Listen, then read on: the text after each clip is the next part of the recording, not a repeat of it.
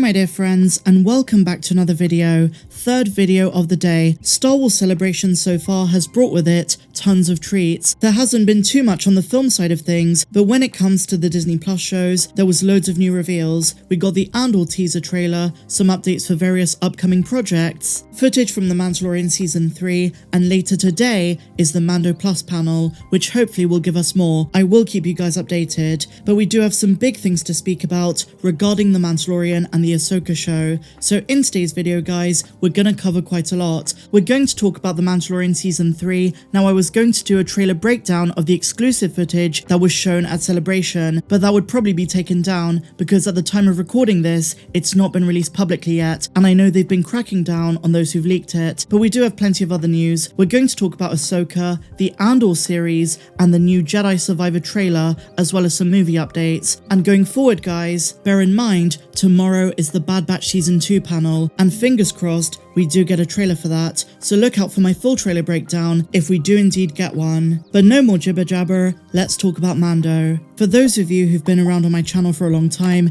then you'll know I really grew in the build up to The Mandalorian Season 2, and it's been such a dry spell recently for Mando news. I've missed this show so much, and today we have some insane updates. So, a few weeks ago I predicted that at Star Wars Celebration, we'd be getting a title card and teaser for The Mandalorian Season 3. And lo and behold, I was right, we just got one my dear friends. Let's talk about the logo. So for each season so far, we've had a different one. In Season 1 we had that gorgeous Tatooine sunset, in Season 2 it was blue, and now guys, the title card for The Mandalorian Season 3 has been revealed. It's a green yellowish sunset, and it looks marvellous. But the bigger piece of news for this is that we now know the release date. The Mandalorian Season 3 is coming in February of 2023. In all fairness, a lot of us were hoping it was going to be this winter, but note that with Vanity Fair the other day, Kathleen Kennedy said it was either going to be later this year or early next year. So now we officially know it's being pushed to February. Now for those of you who were lucky enough to attend the live action showcase the other day, you got to see some exclusive footage for The Mandalorian Season 3. Now I didn't think they'd have enough footage to show, considering the season only wrapped filming a couple of months ago, but there's a whole ass trailer out there.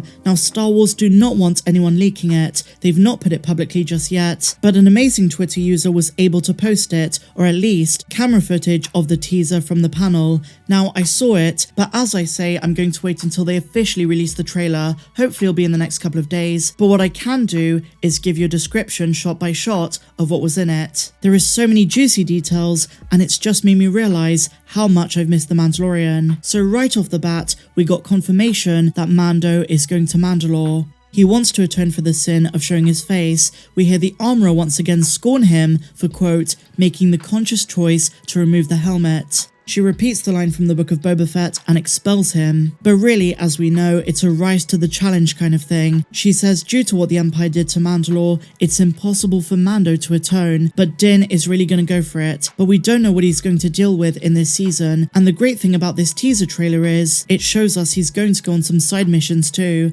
We once again see Navarro, where Grief Karga has jurisdiction, and Carl Weathers looks magnificent in these new robes. But it does beg the question of whether they're going to address Marshal Cara Dune. Are they just going to say she's on a mission somewhere, or are they going to flat out kill her off screen? I'm really curious because we're literally going back to Navarro, and on the planet, we see some Kowakian monkey lizards. Jon Favreau just loves these. Now a huge fixture of this trailer and of Season 3 in general is Bo-Katan. From this trailer it seems like she's being set up as the big bad. We see her sitting on some sort of throne, speaking to Din and insulting the tribe, the Children of the Watch. Grogu is adorable as always, and actually if you look closely at certain shots, we do see multiple clans of Mandalorians, just like the leak stated. Some are wearing green, while others are wearing blue, and it's almost certain we're once again going to see some more Night Owls. Some other familiar faces from this trailer are Pelimoto and Paul Sun-Hyung Lee's character, Carson Teva. And this is where things get really exciting, because there are some weirder elements in this trailer too. And those are the ones that, you know, perked up my ears and got me really intrigued.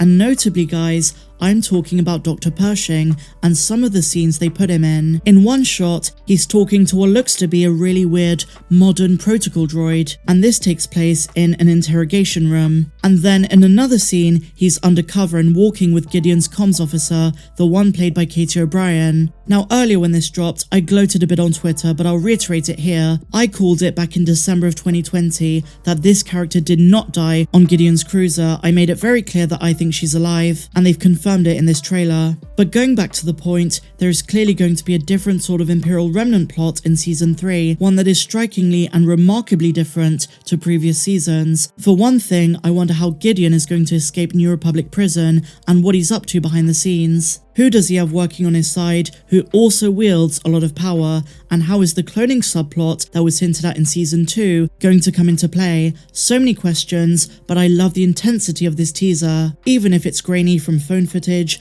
I really like that while the main plot is in Djarin and Mandalore, they're keeping in line with previous seasons, whereby we do go on a few side quests too. But the lowdown is this: we've got a new logo, the HD version of this teaser trailer is probably going to drop publicly in the next couple of days, and the Mandalorian Season 3 is dropping next year in February. That's not the only piece of Mandalorian news we have though, my dear friends, because an exclusive from The Hollywood Reporter has revealed that Bryce Dallas Howard is directing one episode of The Mandalorian Season 3. She is beloved in the franchise for incredible work on The Mandalorian and also the Book of Boba Fett. Her episodes so far have been iconic and some of the best in the entire Mando-verse. It's not yet known if she's going to direct in Star Wars Ahsoka, but I think it's pretty likely. If you remember, a while back she even said that Clone Wars fans are going to be rewarded in the Ahsoka show, kind of implying that she's aware of what's going on, so maybe she's directing an episode for Ahsoka too. Now speaking of the Ahsoka series, it's now been revealed that Filoni is directing the majority of the show. We knew that he was the showrunner and the writer of the series, but it's now been revealed he is taking on the majority of directing duties too. And in Star Wars movie news, my dear friends, it's now been revealed the 2023 release is not going to be Rogue Squadron. That is now on the back burner and is probably indefinitely delayed, but Kathleen Kennedy did state that the next movie is by Taika Waititi. We knew he was helming a Star Wars project,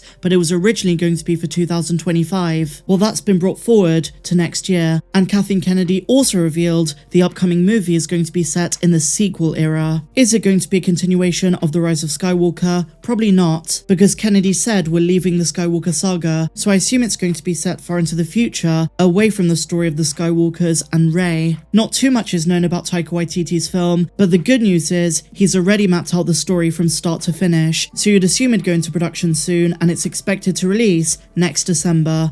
So now, my dear friends, let's move on to Ahsoka. At Celebration, for some lucky fans, there is the Mandalorian Experience, which is where you can see the various props from the show on display, and one prop that caught the attention of a few fans is a version of Ahsoka's T6 shuttle from Star Wars Rebels. Now this is huge, because we know the Ahsoka series is going to see her and Sabine in their search for Grand Admiral Thrawn and Ezra Bridger as they set off in this very ship. It's really big that Favreau placed it in this gallery and is something of a tease for fans. And speaking of Ahsoka, we learned from a brief bit of footage of Rosario Dawson on set that just as predicted, Ahsoka will have longer Leku in her own show, more akin to her Rebels look. Really awesome stuff, guys. So now, my dear friends, a new reveal for the Andor series thanks to the LEGO panel. A new LEGO set titled Ambush on Ferrix is being released this August. Now we don't know too much about this new planet, but it's likely one of the ones featured in the teaser trailer, probably the one that Stellan Skarsgård's character Luthen was on. Of note in this set, we have 3 minifigures. Cassian Andor himself, Stellan Skarsgård's character Luthen Rael, and someone by the name of Cyril Khan. I look forward to seeing this set when it comes out, and by the sounds of things, the ambush on Ferrix is going to be a really big moment in the show. And so now we move on to Jedi Survivor. We finally have a teaser trailer for the sequel to Jedi Fallen Order, and I must say it looks brilliant. Right off the bat, we have a Padawan who many people think is the Grand Inquisitor, but StarWars.com shot this down and said it's not. It's actually an Imperial Senator of the same species. But with that being said, guys, I would not be surprised if the Grand Inquisitor is in this game, considering it takes place 5 years after Fallen Order, and so therefore runs concurrently with the Kenobi show. And to that end, who knows what other connections might be made. We just got episodes 1 and 2 of Kenobi, and we know that in a future episode, we are going to Fortress Inquisitorius. Fingers crossed, we might get a very awesome cameo. Now, the main highlight of the trailer that's got everyone talking is the man with the long blonde hair in the Bacta tank. I've seen tons of fan theories of who people think this is. Some say it could be a prototype of Snoke or Jorah Sabayoth, but whoever it is, there is one very clear giveaway that very few fans have noticed. As the camera pans out, we see that this tank is in a laboratory in a forested world, and where else have we seen such a thing recently? That's right, on Mount Tantiss Wayland in the Bad Batch Season 1 finale. Lucasfilm are making huge connections across various games and Disney Plus shows, and I think whoever's in the tank is certainly part of Palpatine's secret cloning facility on Tantiss, which was first introduced in the EU. Of course, this is just a theory, but I don't think the forested backdrop was just an accident, and that's our biggest clue to what Cal Kestis discovered and what he's going to be up against. I'm super excited. As we know, guys, this game releases in early 2023 and is only for next generation consoles. So share your thoughts down below, guys. What do you make of everything we spoke about? I'd love to hear your thoughts. If you enjoyed this one, please be sure to give me a big fat thumbs up, subscribe if you're new, and I'll see you in the next one. May the Force be with you always. I'm Star Wars Meg. Have a good one.